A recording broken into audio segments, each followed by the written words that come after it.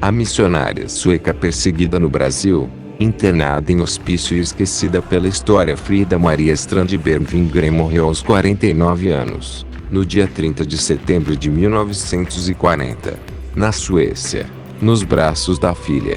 Abatida, ela pesava 23 quilos.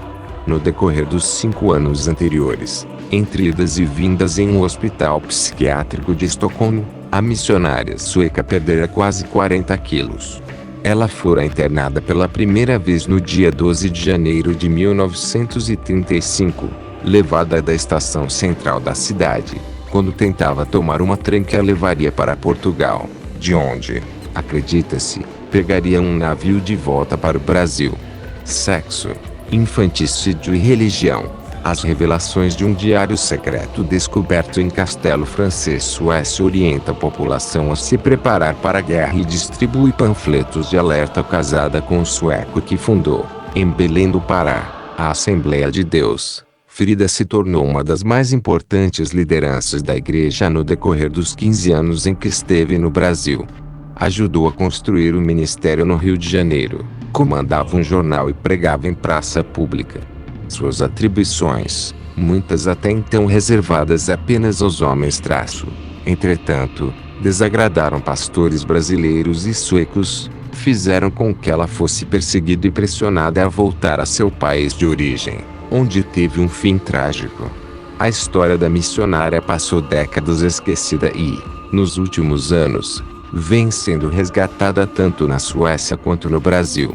Foi tema de livro, de tese de doutorado e voltou a alimentar o debate, atual e ainda polêmico, sobre o papel da mulher na Assembleia de Deus, a maior religião pentecostal do país, com 12 milhões de fiéis. Belém do Pará, onde tudo começou. Frida embarcou para Belém em 1917, aos 26 anos, enviada pela Igreja Filadélfia, uma denominação pentecostal baseada em Estocolmo. Veio para juntar-se a Gunnar Wingren, que, 7 anos antes, havia fundado a Assembleia de Deus no Brasil. Eles haviam se conhecido naquele mesmo ano, quando o missionário estava na Suécia para arrecadar fundos e visitar a família. Ele conta a ela sobre a missão e ela se apaixona pela ideia do Brasil, diz Valéria Vilhena, pesquisadora da Universidade Metodista, que baseou o doutorado na vida da missionária e que lança neste ano um livro sobre sua história. 3 meses depois de desembarcar no norte do país, ela se casa com Gunnar, em uma cerimônia realizada pelo pastor sueco Samuel Nestrom, que, ironicamente, se tornaria um de seus maiores antagonistas. No início, Frida restringe seu trabalho aos serviços sociais da igreja, tradicionalmente entregues às mulheres. Cuidar dos filhos, zelar pelos órfãos, visitar os idosos e os doentes. A jovem ia com frequência aos centros afastados que isolavam pacientes com hanseníase do restante da população, os chamados leprosários, que surgiram no Brasil naquela época. Diz Kajsa Noreu, jornalista sueca, autora de Aleluia Brasilien, lançado em 2011, que conta a história do surgimento da Assembleia de Deus no Brasil.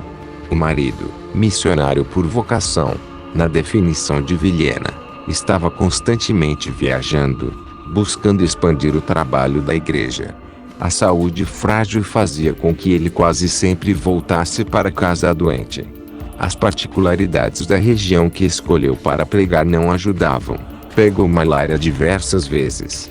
Ele ficava muito tempo de cama, diz o sociólogo Gideon Freire de Alencar, autor de Matriz Pentecostal Brasileira, Assembleias de Deus, 1911 a 2011, e é um dos primeiros a redescobrir a história de Frida, no início dos anos 2000. Com o tempo, a missionária assume cada vez mais as atribuições de Gunnar em Belém. Talentosa, ela começa a traduzir os hinos da igreja sueca para o português. Canta, toca e começa a pregar. Ela transforma os boletins entediantes dos missionários, publicados nos jornais da igreja sueca, em histórias incríveis. Um dos textos conta sobre a prisão que ela visitava toda semana em Belém, que mantinha 200 garotos entre 5 e 20 anos de idade, alguns que estavam ali simplesmente por não terem pai. Conta Noreu, que passou meses entre os arquivos da Igreja Filadélfia, mantidos em um castelo nas redondezas de Estocolmo. Frida passa então a bater de frente com o pastor Samuel Nistron, à frente do Jornal da Assembleia de Deus, batizado de Boa Semente Traço, que era radicalmente contra que as mulheres pudessem pregar. Em sua correspondência com a liderança da igreja na Suécia, Nistron passa a reclamar da missionária em toda oportunidade que lhe aparece. Nas cartas que escrevia a Lewi Petrus, uma das maiores figuras do pentecostalismo sueco, o tom é de fofoca mesmo. Hoje ela fez isso e isso, ontem foi isso e isso, afirma Noreu. Em 1924, com 4 filhos, o casal Frida e Gunnar decide então se mudar para o Rio de Janeiro para fundar um novo ministério. Eles decidem sair de Belém porque a tensão já era insustentável, ressalta Vilhena. O Ministério Feminino no Rio de Janeiro, na capital carioca, Frida expande seu trabalho. Torna-se a primeira mulher da religião a dirigir uma escola bíblica dominical, fundada em uma prisão, e inicia o jornal Som Alegre, através do qual passa a defender o ministério feminino. Os textos citam com frequência trechos da Bíblia que, em sua visão, deixavam claro que as mulheres poderiam pregar, ensinar ou doutrinar. O comportamento desagrada também pastores brasileiros, incluindo Paulo Leivas Macalão, gaúcho, de família abastada e com tradição militar, que estava à frente da Assembleia de Deus Madureira, hoje uma das maiores do país. Parte dos pastores da igreja no Rio de Janeiro já não queria se submeter a sueco e pobre semi-letrado. A mulher, muito pior, acrescenta Alencar. Ele lembra que, no início do século XX, a Suécia era um país pobre, onde a igreja luterana era a religião oficial. Perseguidos, os pentecostais migraram especialmente para os Estados Unidos. Os que vieram para o Brasil escolheram Belém porque, na época, graças à riqueza gerada pela borracha, era uma das cidades mais ricas do país. A Convenção de 1930 e o enquadramento às tensões culminam na convocação da primeira grande convenção da Assembleia de Deus, realizada no dia 12 de julho de 1930, em Natal, RN. O motivo da convocação foi Frida, destaca Israel Araújo, pastor da Assembleia de Deus em Niterói e autor da biografia Frida Wingren, lançada em 2014. No encontro, os pastores definiram as atividades que poderiam ser desempenhadas pelas mulheres na igreja. Elas não chegaram a ser expressamente proibidas, por exemplo, de pregar, mas a atribuição não estava na lista do que as religiosas tão somente poderiam fazer. Foi um enquadramento, acrescenta Araújo, que foi chefe do Centro de Estudos do Movimento Pentecostal, SEMP, da Casa Publicadora das Assembleias de Deus, que pode. Em todo o processo, Gunnar ficou ao lado da esposa e defendeu o ministério feminino, mas foi voto vencido. Nos meses que se seguiram, a situação ficou pior. Frida usou seu espaço no Jornal da Assembleia para desafiar as decisões tomadas na convenção e para pedir que as mulheres não recuassem. Um dos textos dessa época tinha como título Deus nos convoca para a guerra. Era uma demonstração direta de insubordinação, diz Alencar. O clima de conflito fica claro nas cartas trocadas entre os missionários e em outros documentos da época. Eles, os missionários brasileiros, precisam de homens, de preferência, com as mesmas qualidades de liderança como a de Frida e Adina Nelson, esposa de Otto Nelson, mas do sexo masculino, escreve o pastor A.P. Franklin no Jornal da Igreja na Suécia, chamado Tiaraldi. A situação escalou depois de um suposto caso de adultério de Frida com um brasileiro. Apesar de não haver uma confirmação documental do romance que a missionária teve com o rapaz, bem mais novo que ela, os indícios levam a crer que isso de fato aconteceu. Eu realmente acredito que seja verdade, diz Noreu, que entrevistou um dos filhos de Frida e algumas de suas netas enquanto escrevia o livro e que identificou o assunto em cartas enviadas à Suécia por pessoas que não eram hostis a ela. O pastor que era uma mistura de Edir Macedo com Silas Malafaia. A situação fica insuportável no Brasil e, em 1932, o casal, que na época tinha 6 filhos, decide retornar à Suécia. Antes de partir, contudo, eles perdem a filha mais nova, e Gunnar morre pouco tempo depois de chegar à Europa. Frida quer retomar a vida de missionária, mas a liderança da igreja no Brasil não aprova seu retorno. Na Suécia, suas aspirações também são tolhidas por Lewi Petrus, um dos maiores líderes da igreja pentecostal no país. Inimigo poderoso, ele era a mistura de Edir Macedo com Silas Malafaia, define o pastor Araújo. A comparação com o fundador da Igreja Universal do Reino de Deus, denominação neopentecostal, e com o pastor do Ministério Vitória em Cristo, ligado à Assembleia de Deus, dá conta do espírito empreendedor de Petrus e de sua postura muitas vezes polêmica.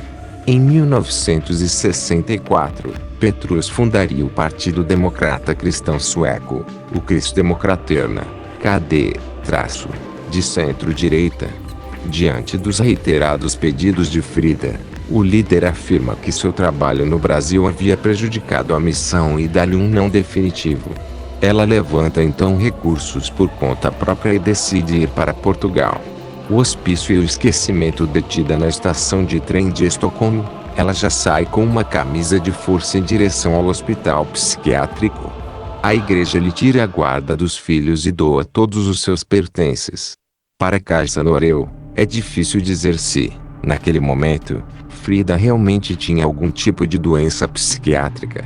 Ela estava esgotada, física e mentalmente, já tinha tido malária no Brasil e, provavelmente, sofria de alguma doença na tireoide. Em nenhum dos prontuários médicos, contudo, há o diagnóstico de que ela sofria de algum distúrbio mental. Durante sua pesquisa, a autora percebeu alguma coisa estranha nos olhos de Frida. Quanto mais recente a fotografia, mais saltados eles pareciam. A partir dos registros médicos da missionária, especialistas concluíram que ela tinha possivelmente hipertireoidismo, doença que provavelmente a matou. Para o pastor Araújo, o conflito direto com as maiores lideranças da igreja está entre as razões para o esquecimento de Frida. Ele nega que a biografia, publicada pela editora da Assembleia de Deus, seja uma ação de reparação à missionária. Gunnar Wingren, o pioneiro da igreja, já tinha uma biografia. A esposa, ainda não. Não quis fazer uma biografia crítica, porque não sou sociólogo, justifica. Ele diz ter se deparado com a história quando trabalhava no dicionário do movimento pentecostal, em 2007, e viajou à Suécia em 2008. Os diários de Gunnar e parte do acervo que estava com a família, incluindo fotos, hoje se encontram no Brasil. Na Suécia, a Igreja Filadélfia foi confrontada com a trajetória de Frida quando o livro de Kajsa Noreu foi lançado. Aquilo era uma novidade completa para nós, diz Gunnar Swan, que foi secretário de missões da Igreja Filadélfia até recentemente, quando se aposentou. Foi horrível o que fizeram com ela. Muita gente ficou chocada com a forma como ela foi tratada pelas antigas lideranças. O livro, ele acrescenta, se soma a outras obras publicadas nos últimos anos na Suécia que revelam traços e atitudes polêmicas de Lewi Petrus, em relação ao qual a igreja tem hoje uma postura crítica. Digamos que ele não é idolatrado pelos fiéis, apesar de ainda ser uma figura importante. Questionado sobre as mulheres, se elas hoje podem ser pastoras, ele se apressa. Ah, sim. Nós gostamos de pensar que somos uma igreja progressista. A Assembleia de Deus e as mulheres têm ganhado cada vez mais espaço dentro das Assembleias de Deus no Brasil, diz Alencar. Essa tendência, contudo, é bastante assimétrica nas diferentes regiões do país, justamente pelas características da religião. Ao contrário da Igreja Católica, bastante hierarquizada, sua estrutura é congregacional. É como se fosse uma democracia direta, compara o sociólogo. Cada congregação define suas liturgias, tem lugar que aceita a mulher, tem lugar que não aceita. Em 2005, ele exemplifica o pastor Manuel Ferreira, filiado ao PSC e presidente da Convenção Nacional das Assembleias de Deus no Brasil, Ministério de Madureira, Conamad, ao consagrar Jairo Manhães como pastor, acabou consagrando, sem aviso prévio, sua esposa, Cassiane, cantora gospel do sucesso e milionária. Depois disso, afirma Alencar, todas as esposas de pastores do Ministério de Madureira também foram ordenadas como pastoras. Já minha igreja, a Betesda, consagra pastoras desde 1994, ele acrescenta.